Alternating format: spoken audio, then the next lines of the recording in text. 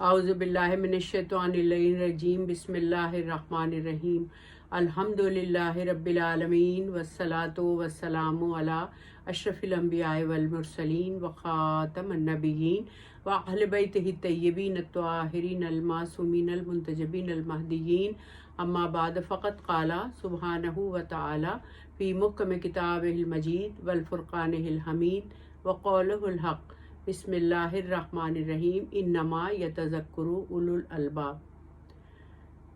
تمام حمد و ثنا اس رب دو جہاں کے لیے کہ جو خالق مالک ارض و سماوات ہے۔ درود و سلام تحیت و اکرام انوار مقدسہ کے لیے کہ جو وجہ تخلیق کائنات ہے۔ تمام تر احترام و احتشام پروردگار عالم کی آخری آسمانی کتاب قرآن مجید فرقان الحمید کے لیے کہ اس کتاب حکمت میں پروردگار عالم ارشاد فرماتا ہے کہ انما یتذکر اولو الالباب، کہ نصیحت تو بس صرف صاحبان عقل کے دلوں پر اثر کرتی ہے۔ بہت ہی صاحب غور اور صاحب فکر و نظر سورہ ہے کہ اللہ تعالیٰ اس کے اندر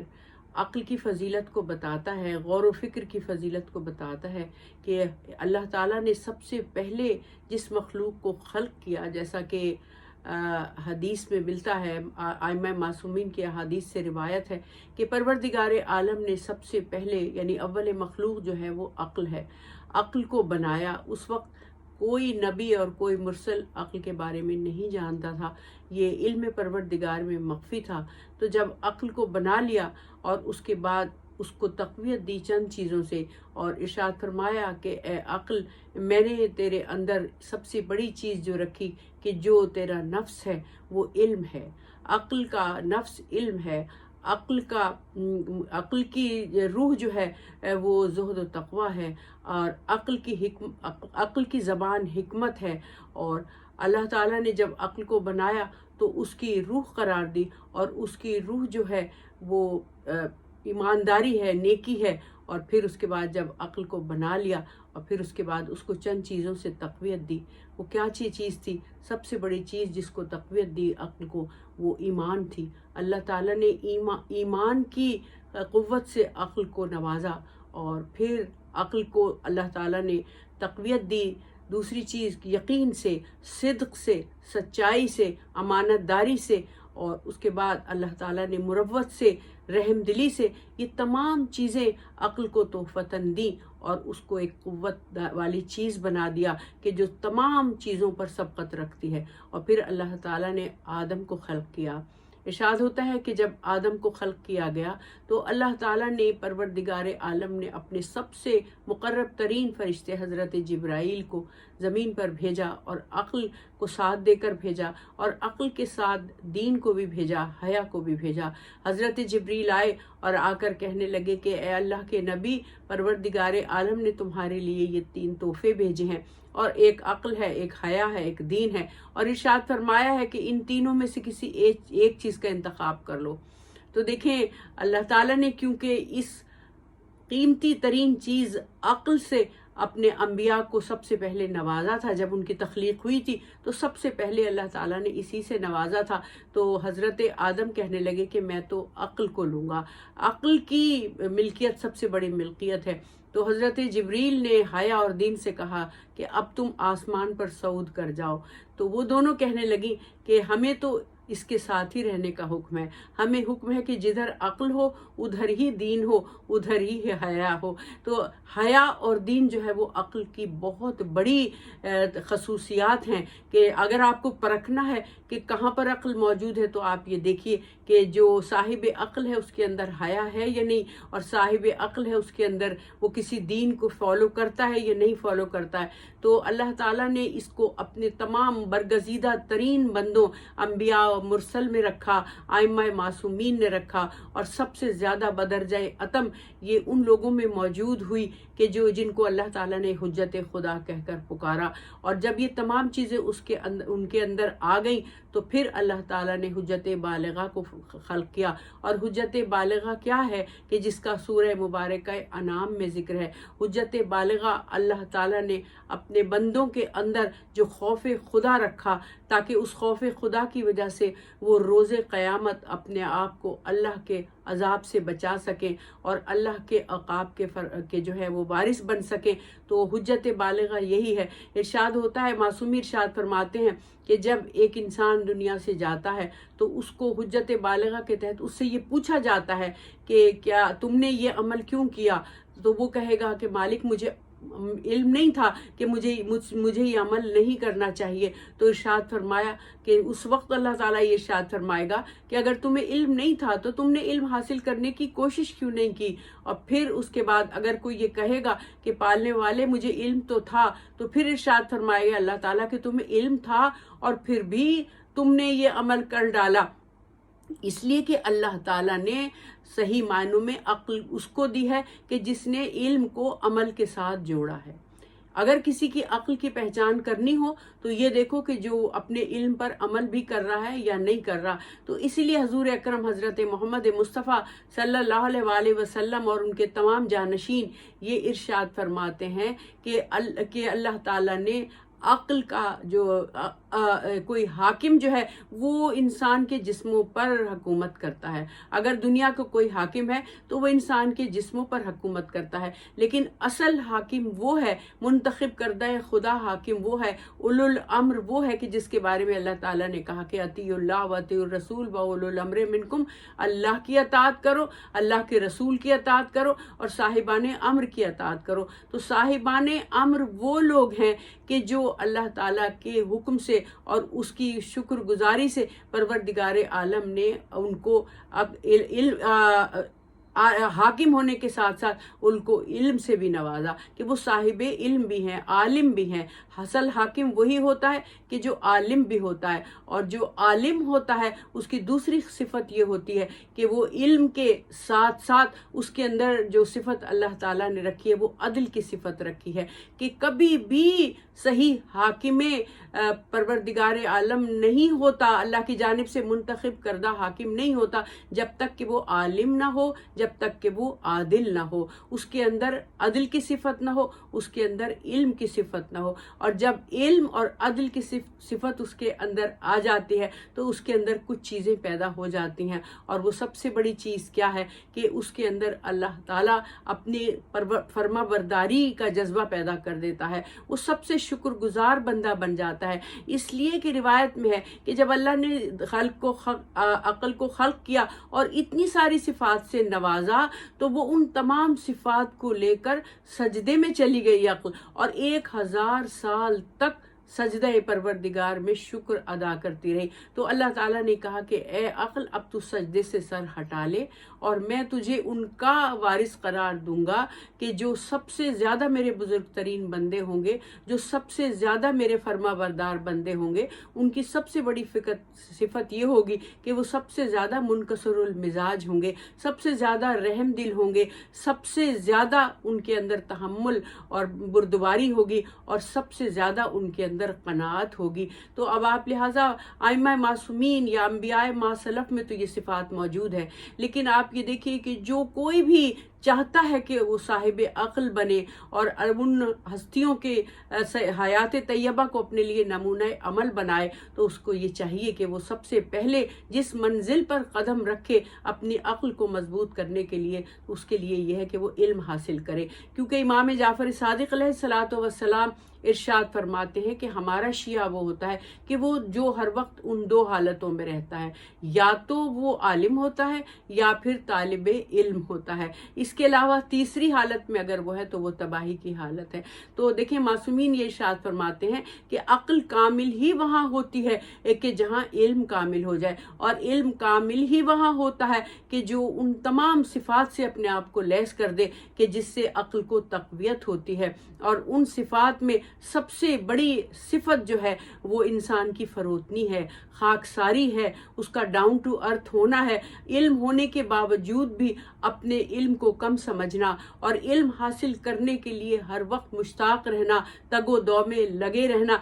क्योंकि मासूम इरशाद फरमाते हैं कि मोमिन वो होता है कि जिसके मरने के बाद भी उसका इल्म मरता नहीं है, बल्कि उसका इल्म उसकी तरह ही जिंदा रहता है। लोग उसके इल्म से इस्तिफादा हासिल करते हैं और इसीलिए जो आकिल होता है वो तमाम जिंदगी कुछ न कुछ सीखने की कोशिश करता रहता है। इसीलिए कि मौलाए कायनात अली इब्न अबी तालिब अलैहिस्सलातो वस्सलाम जो हैं वो इरशाद फरमाते हैं कि जो ला अदरी कहने से डरा वो हलाक हो गया। इसका क्या मतलब है? इसका मतलब यही है कि इंसान को हर वक्त सवाल करते रहना चाहिए, हर वक्त इंसान को सवाल जवाब की तलाश में रहना चाहिए कि हमें ये फलां सवाल हमारे जहन में उठा है तो हमें इसका सही जवाब मिलना चाहिए, और जब जवाब मिल जाए तो उसको फिर अमल से जोड़ दिया जाए। तो इसीलिए आप ये देखिए कि ये वो लोग होते हैं कि जिनकी तारीफ इस तरह से की जाती है कि वो लोग होते हैं कि जिनके दिल में सबसे ज़्यादा खौफ खुदा होता है। जब वो कोई भी फरमाने परवरदिगारे आलम को सुनते हैं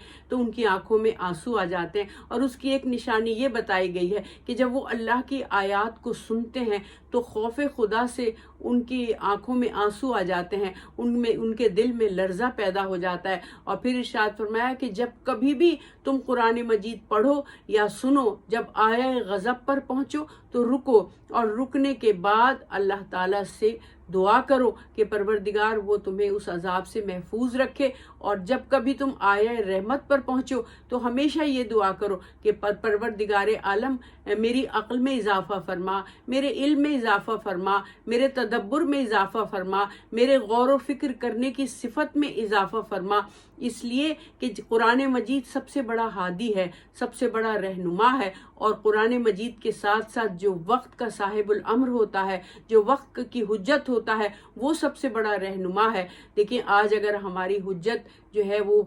ज़ाहिरी तौर पर पोशीदा है, हमारी नज़रों से, हमारी नज़रों के सामने नहीं है, लेकिन आपकी अक्ल, आपका तदब्बुर, आपकी हिकमत, आपके इल्म का फैज़ आम जारी है। और अल्लाह ताला ने इसका एक बहुत खूबसूरत इंतज़ाम कर दिया है कि आपके इल्म को बताने वाले, आपके इल्म के पहुँचाने वाले मराजे हजरात मौजूद हैं, उलमा हजरात मौजूद हैं, तालिब इल्म मौजूद हैं, और वो लोग मौजूद हैं कि जो इल्म हासिल करने की तलाश में रहते हैं। क्योंकि इरशाद फरमाया कि एक लम्हे का इल्म हासिल करना, एक लम्हे का गौर व फिक्र करना, अक्ल को बरूए कार लाना 1000 साल की इबादत से ज़्यादा परवरदिगार आलम ने कीमती करार दिया है। तो इसीलिए एक मरतबा हजूर मस्जिद नबवी में तशरीफ़ लाए तो जहां आबिद बैठे हुए इबादत कर रहे थे, आपने उनसे खैरियत दरियाफ्त की, सलाम जवाब किया, और उसके बाद आप आगे चल पड़े और असहाबे सुफ़ा के चबूतरे पर पहुंचे तो देखा कि वहां आलिम तालिब इल्म को इल्म सिखा रहे हैं। आप वहां पर बैठ गए और काफ़ी देर बैठकर देखते रहे कि वो क्या इल्म सिखा रहे हैं। उसके बाद जब आप वापस पलटे तो जो आबिद बैठे हुए थे, इबादत कर रहे थे, उन्होंने आपके दामन को पकड़ा और कहा कि या रसूल अल्लाह, आप हमारे पास तो इतनी थोड़ी देर के लिए बैठे, और जो आगे तालिब इल्म थे और जो इल्म सिखाने वाले थे उनके पास आपने ज़्यादा वक्त गुजारा। तो आपने कहा कि मेरी बात सुन लो और याद रखो, एक किसी को एक लफ्ज़ सिखाना, एक लफ्ज़ की तालीम देना कई साल की इबादत से ज़्यादा कीमती है, और एक लम्हे की गौर व फिक्र कई साल की इबादत से ज़्यादा कीमती है। इसका मतलब ये नहीं है कि इंसान इबादत ना करे, बल्कि इसका मतलब ये है कि जो इबादत करे उसका भी पहले इल्म हासिल करे। जो भी आप कुरान की आयत पढ़ रहे हैं या जो कोई भी हदीस पढ़ रहे हैं या जो कोई भी आप मासूमीन के जो फरामीन पढ़ रहे हैं, उसके बारे में भी आप अपनी अक्ल से काम लें, सोचें समझें कि उन्होंने क्या कहा, और जो कुरान की आयत है उसके बारे में भी तदब्बुर करें, तफक्कुर करें। इसलिए कि कुरान मजीद ये कहता है कि अफला यतदब्बरून इन्नमा यतज़क्करु उलुल अलबाब, कि तुम जो हो, तुम अल्लाह की आयत में गौर व फिक्र क्यों नहीं करते, सोचते क्यों नहीं। और नसीहत तो सिर्फ साहिबाने दिल के ऊपर असर करती है। इसका मतलब यही है कि जो भी आप इल्म हासिल करें उसके बारे में पहले गौर व फिक्र करें, उसको अपने अंदर समोने की कोशिश करें, और फिर वो इल्म जो है सिर्फ आपकी ज़बान पर ना हो बल्कि आपके आज़ा और जवारे पे बिखर जाए, और दूर से कोई صاحب علم آ رہا ہو تو لوگ اس کو دیکھ کر کہہ دیں کہ واقعی اس کا علم اتنا زیادہ ہے، اس لیے کہ اس علم میں سب سے زیادہ جس چیز کی جھلک نظر آئے گی وہ اس کا اخلاق ہوگا، وہ اس کا تدبر ہوگا، وہ اس کی فروتنی ہوگی، وہ اس کا نرم رویہ ہوگا، وہ اس کا بلند اخلاق ہوگا، وہ اس کا لوگوں کے ساتھ سلوک ہوگا، لوگوں کے ساتھ نشست و برخاست ہوگی۔ اور یہی عاقل ہونے کی سب سے بڑی دلیل ہے کہ جو عاقل ہوتا ہے وہ ہمیشہ اللہ تعالیٰ کے سامنے شکر گزار رہتا ہے، اللہ تعالیٰ کے سامنے خاکسار رہتا ہے۔ اور ہم نے جب اپنے معصومین کی حیات طیبہ کو غور سے دیکھا اور پڑھا اور فکر کیا تو ہر معصوم اپنے اپنے مقام پر ان تمام صفات سے لیس ہے، اور اسی لیے ہمیں حکم یہ ہے کہ ہم اپنی عقل کو سیقل کریں تو معصومین کے فرامین کے سائے میں سیقل کریں۔ لیکن ہمارے پاس دیکھیے کتنا بڑا یہ عزاداری کا پلیٹ فارم ہے کہ ہم اگر اس کے اوپر سے ایسی علم کو پہنچانے کی کوشش کریں کہ جو ہماری عقلوں کو زندہ کر دیں، اور جو ہماری تمام وہ کثافتیں، تمام وہ منکرات جو کہ ہمارے اندر موجود ہیں وہ خود بخود دور ہو جائیں گی اگر ہم اپنی عقل کو ایمان کے سائے میں، عمل کے سائے میں، علم کے سائے میں اور ہم زہد و تقوی کے سائے میں اگر ہم اپنی عقل کو بروئے کار لائیں گے تو ہم معصومین کے سچے پیروکار ہو جائیں گے۔ تو لہٰذا آپ یہ یاد رکھیں ہمیشہ بات کہ اگر آپ ایک بھی کوئی کسی مولا کا قول پڑھتی ہیں اور اس کو صحیح معنوں میں سمجھنے کی کوشش کرتی ہیں اور اس کے اوپر سمجھ کر پھر اگر اپنے اعضاء اور جوارے پر اس کو بکھیر لیتی ہیں تو مولا کا یہ وعدہ ہے کہ اس انسان کا ہر عمل جو ہے وہ ایک عمل کو 10 گنا کے طور پر بڑھا دیا جائے گا، کیونکہ اللہ تعالیٰ نے انسان کو صاحب عقل بنایا اور اس عقل کی وجہ سے وہ اشرف المخلوقات ہے۔ باقی تمام دیکھیں اللہ تعالیٰ نے انسان کو شہوت بھی دی، عقل بھی دی۔ اللہ تعالیٰ نے چوپایوں کو، جانوروں کو شہوت دی، عقل نہیں دی۔ اللہ تعالیٰ نے تمام یعنی جو ملائکہ مقربین ہیں ان کو عقل دی، شہوت نہیں دی۔ تو ارشاد ہوتا ہے، معصومین ارشاد فرماتے ہیں کہ جو انسان عقل کو بڑھا لے اور شہوت کو ختم کر دے وہ فرشتوں سے زیادہ بلند ہے، لیکن اگر کوئی انسان شہوت کو بڑھا لے اور عقل کو زیر کر دے تو وہ چوپایوں سے بھی زیادہ پست ہے۔ اور جیسا کہ قرآن مجید میں ارشاد فرمایا کہ کالا نام بل ہم ازل۔ اور اسی طرح اگر کوئی انسان جو ہے وہ اپنی عقل کو سب سے زیادہ مضبوط کر دے تو وہ فرشتوں سے زیادہ قابل احترام ہے۔ تو لہٰذا کیونکہ اللہ تعالیٰ نے شہوت بھی دی اور عقل بھی دی، لیکن اس کو ساتھ ساتھ کنٹرول کرنے کے لیے جو اور قوت دی، وہ سب سے بڑی قوت وہ قوت ارادی ہے۔ اور قوت ارادی کو اگر عقل کا پابند بنا لیا جائے تو انسان فرشتوں سے بھی بلند ہو سکتا ہے، اس لیے کہ فرشتے اجباری معصوم ہے، انسان اختیاری معصوم ہے۔ فرشتوں کو اللہ تعالیٰ نے وہ قوت ہی نہیں دی کہ جس کی وجہ سے وہ گناہ کر سکیں، وہ شہوت کر سکیں، اس لیے وہ اجباری ہیں، مجبور ہیں معصوم ہونے پر۔ لیکن انسان کو کیونکہ اختیاری معصوم بنایا، ان کو شہوتیں بھی ہر طرح کی دی جو کہ پورے اعضاء پر بکھیر دی، لیکن اس کے باوجود اللہ تعالیٰ نے اس کو عقل جیسی قیمتی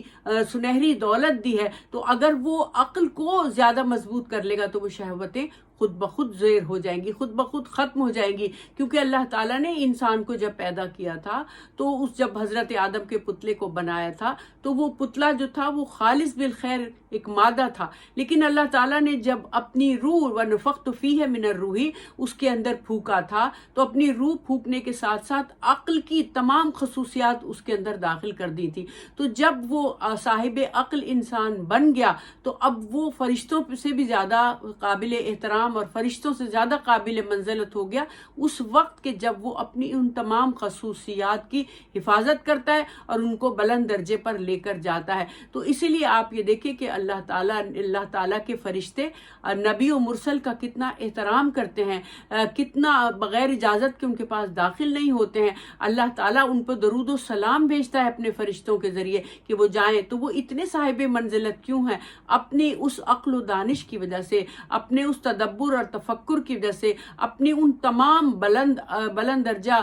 صفات کی وجہ سے کہ جو ان کو فرشتوں سے بھی بلند کرتی ہیں. اتنا قابل احترام اللہ نے ان کو مخلوق بنایا ہے. تو اور اسی لیے دین اسلام کو بھی دین حکمت کہا، دین عقل کہا. اس کو ان تمام صفات سے، ان تمام اصولوں سے مزین کر کے بھیج دیا کہ ان کے ہر اصول، جو اس کا ہر اصول جو ہے وہ انسان کی عقل کو کامل کرتا ہے. اسلام دین معاشرت بھی ہے، اسلام دین حکمت بھی ہے، اسلام دین محبت بھی ہے، اسلام دین سماجیت بھی ہے. ہر قسم کے مسائل کا حل اسلام میں موجود ہے، لیکن اس کو سمجھنے کے لیے صرف ایک ذریعہ ہے، اور وہ ذریعہ ہے عقل کا ذریعہ. کہ انسان اس عقل کو بروئے کار لاتے ہوئے اسلام کے اصولوں میں ڈوب جائے، ڈوب کر اس کے فلسفے پر غور کرے، سوچے کہ آخر اللہ نے یہ حکم کیوں دیا. سوچ اور فکر انسان کی سب سے بڑی اساس ہے، اور جو سوچ اور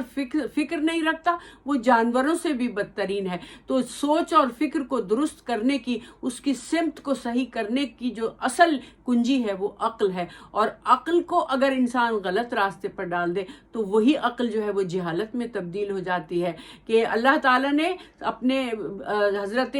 آدم کو جو عقل دی ہے اس نے ان کو فرشتوں سے بھی بلند کر دیا. اب شیطان کے جو اتنا عبادت گزار تھا، اتنا عبادت کرتا تھا کہ 2 رکعت نماز اس نے 10,000 سال میں ادا کی تھی، اور وہ اپنے آپ کو، حالانکہ وہ جن تھا، فرشتہ نہیں تھا، لیکن اس کے باوجود وہ اتنا عابد و زاہد تھا. اور جب اللہ نے اس کو یہ حکم دیا کہ آدم کو سجدہ کرو، تو اس وقت وہ جو تھا وہ تکبر میں آ گیا، اور اس نے عقل کے دامن کو چھوڑ دیا، اور وہ جہالت کی اندھیروں میں ڈوب گیا. اور اس نے یہ کہا کہ میں اس کو سجدہ کیوں کروں جبکہ میں آگ سے بنا ہوں اور یہ مٹی سے بنا ہے. حالانکہ وہ یہ بھول گیا کہ مٹی میں جو جوہر موجود ہے وہ آگ میں جوہر موجود نہیں ہے. تو لہٰذا اللہ تعالیٰ نے اس کو راندہ درگاہ کر دیا. تو لہٰذا انسان کے لیے بھی یہ ہے، وہ اس وقت تک معزز اور محترم اور مکرم ہے جب تک کہ وہ اللہ کے دے ہوئے اس جوہر کا استعمال نہ کرے، عقل کا استعمال نہ کرے، اور اس عقل کا بھی مثبت استعمال ہو، پازیٹیو استعمال ہو.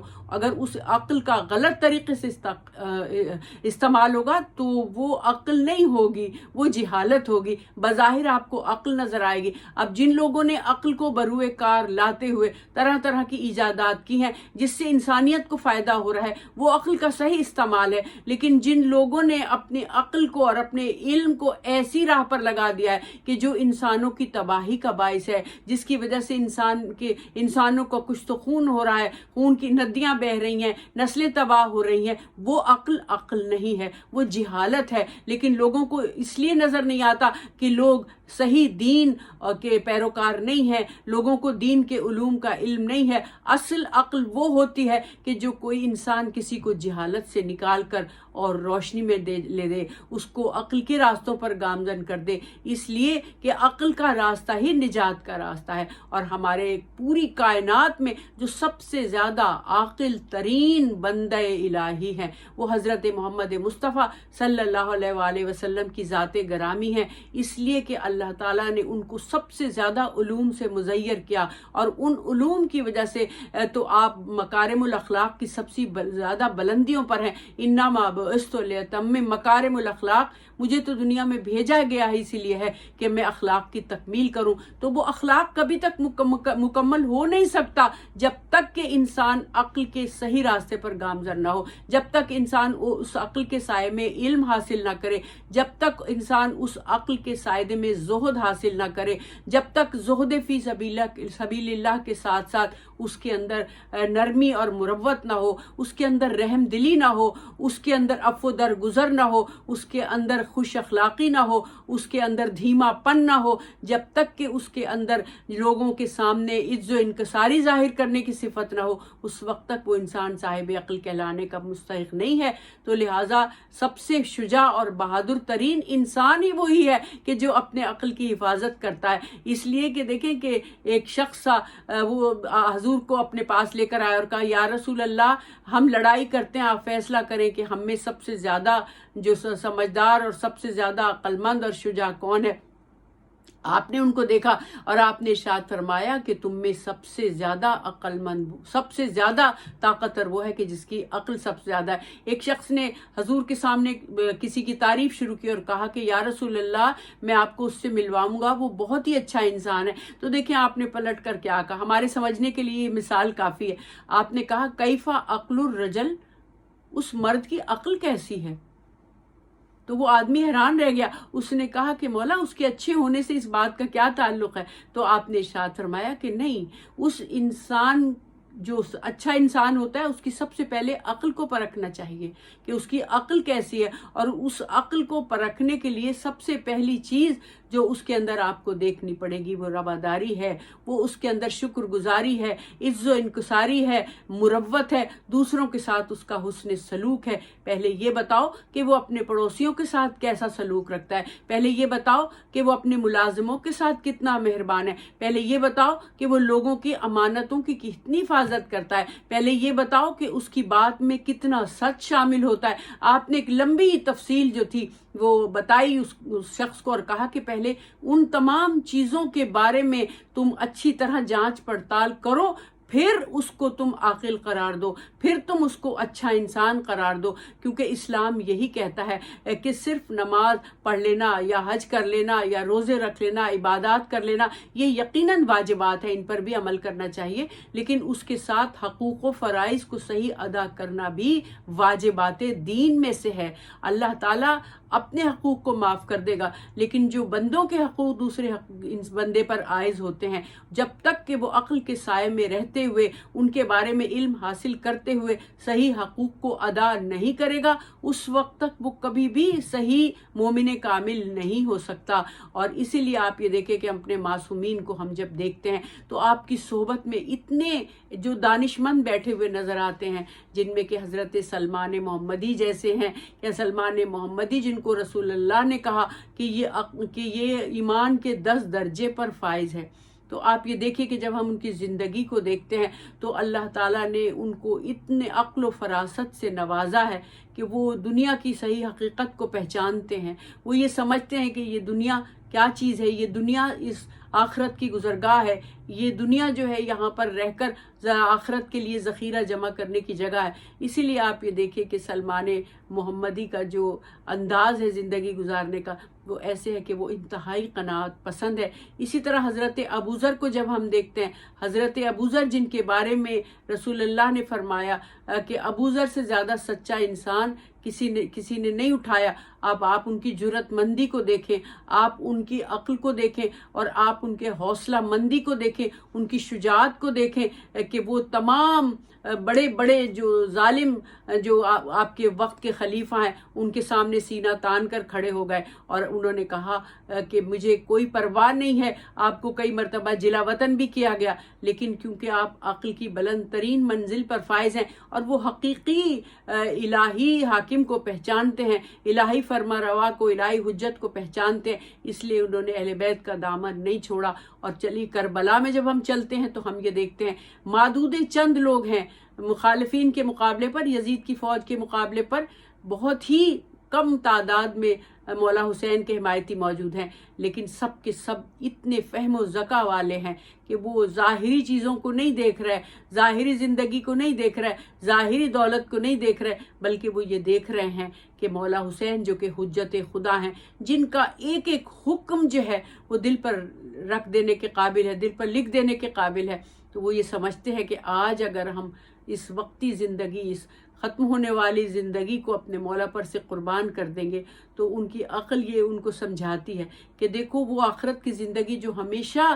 رہنے والی زندگی ہے وہ تمہارے لیے امر ہو جائے گی۔ تو اسی لیے وہ دیکھیے کہ اس دنیا کی پرواہ نہیں کرتے اور حق کا ساتھ دیتے ہیں، اور ساتھ دیتے ہوئے جام شہادت کو نوش کرتے ہیں، اور یہاں تک کہتے ہیں کہ مولا اگر ہمیں 70 زندگیاں بھی ملتی تو ہم آپ کے اوپر قربان کر دیتے۔ ایسا کیوں کہتے ہیں؟ ایسا کیوں کہتے ہیں؟ اس لیے کہتے ہیں کہ اللہ نے ان کو عقل کی دولت سے نوازا، تدبر کی دولت سے نوازا، اللہ نے ان کے اندر ایمان، صدق و سچائی اور ان کے اندر وہ تمام صفات دی کہ جو انما یتذکر اولو الالباب ہے، کہ یہ وہ ہستیاں ہیں کہ جنہوں نے قرآن سے بھی علم لیا، یہ وہ ہستیاں ہیں کہ جنہوں نے ناطق قرآن سے بھی علم لیا، یہ در اہل بیت سے منسلک رہے، اپنی زندگیوں کو امر کر گئے اور ہمیشہ ہمیشہ کے لیے اس دنیا میں نام پیدا کر گئے۔ جیسا کہ ابھی پہلے میں نے آپ کو بتایا کہ مولا نے ارشاد فرمایا کہ عالم مرتا نہیں ہے، اس کا علم کبھی مرتا نہیں، وہ بظاہر دنیا سے روپوش ہو جاتا ہے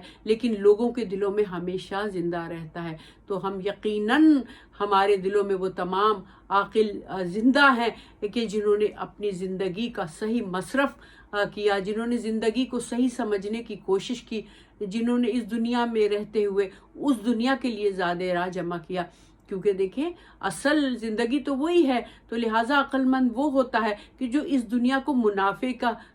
منافع کی منڈی سمجھتا ہے کہ یہاں رہ کر ہم اگر کچھ کر لیں گے، کچھ کما لیں گے تو وہ ہمارے لیے اس دنیا کے لیے کافی ہوگا۔ لیکن ہم پوری زندگی میں ہم یہ سمجھتے ہیں کہ بس یہ ہماری چند روزہ زندگی ہے، تو لہٰذا اگر ہم ایسا سمجھتے ہیں تو ہم عاقل ہیں، اور جتنا لمبا سفر ہوگا اتنا ہی زیادہ زاد راہ ہونا چاہیے۔ تو عقل مند وہ ہوتا ہے کہ جو آخرت کے زاد راہ کے لیے ہمیشہ تگ و دو کرتا رہتا ہے اور ان ہستیوں کے راستے پر رہتا ہے کہ جو دنیا اور آخرت کی کامیابی کی کنجی ہیں۔ وما علینا الا البلاغ۔